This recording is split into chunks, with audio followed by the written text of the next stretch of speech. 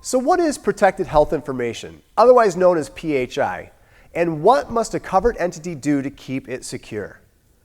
Any health information that is individually identifiable health information is considered PHI. In general, any part of a person's medical record or payment history is identifiable health information, and under HIPAA is protected health information.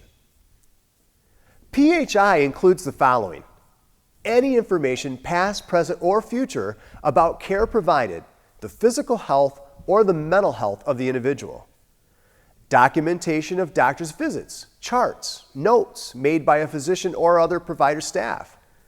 Healthcare payments, coordination of healthcare benefits, healthcare claim status, or claims attachments. And enrollment and disenrollment in a health plan, the eligibility for a health plan, or even health plan premium payments. You see, the HIPAA privacy rule covers all forms of PHI, whether it's in electronic, paper, or oral format. The HIPAA privacy rule sets standards for how protected health information should be controlled by setting forth what uses and disclosures are authorized or required and what rights patients have with respect to their health information. The HIPAA security rule covers electronic PHI.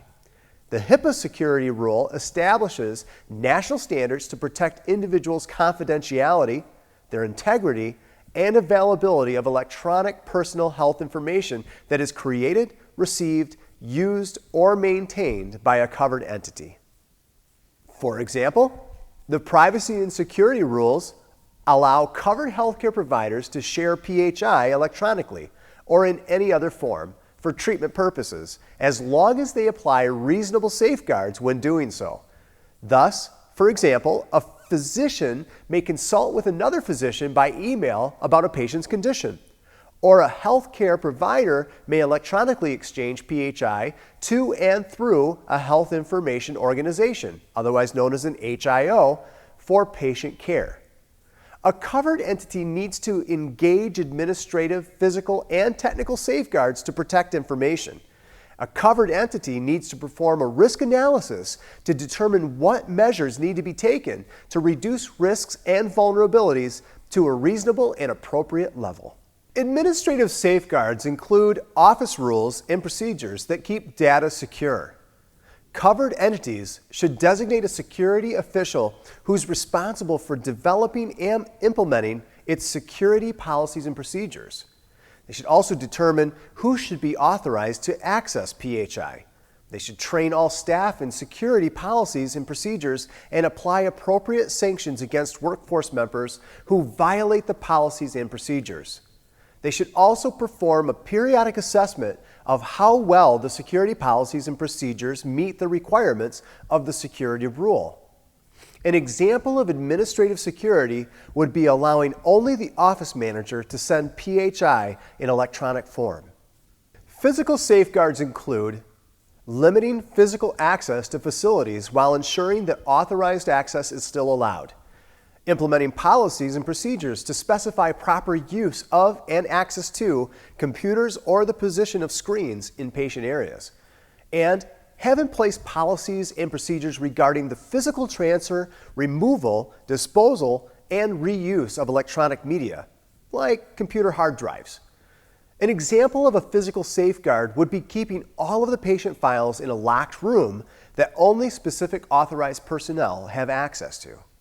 Some technical safeguards include implementing hardware, software, and/or procedural mechanisms to record and examine access and other activity in information systems that contain or use protected health information. Implementing policies and procedures to ensure that electronic measures are put in place to confirm protected health information is not improperly altered or destroyed. And implementing technical security measures that guard against unauthorized access to protected health information that is being transmitted over an electronic network. An example of a technical safeguard would be data encryption and using strong passwords to protect files from unauthorized access.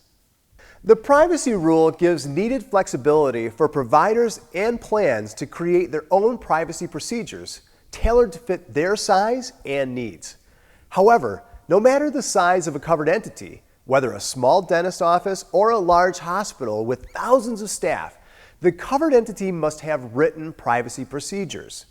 In general, a covered entity must secure patient records containing personally identifiable health information so that the information is not readily available to those who do not need it.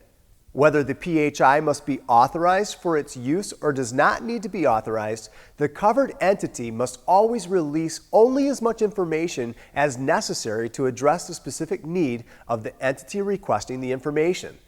This is what the regulation refers to as the minimum necessary information to satisfy the inquiry.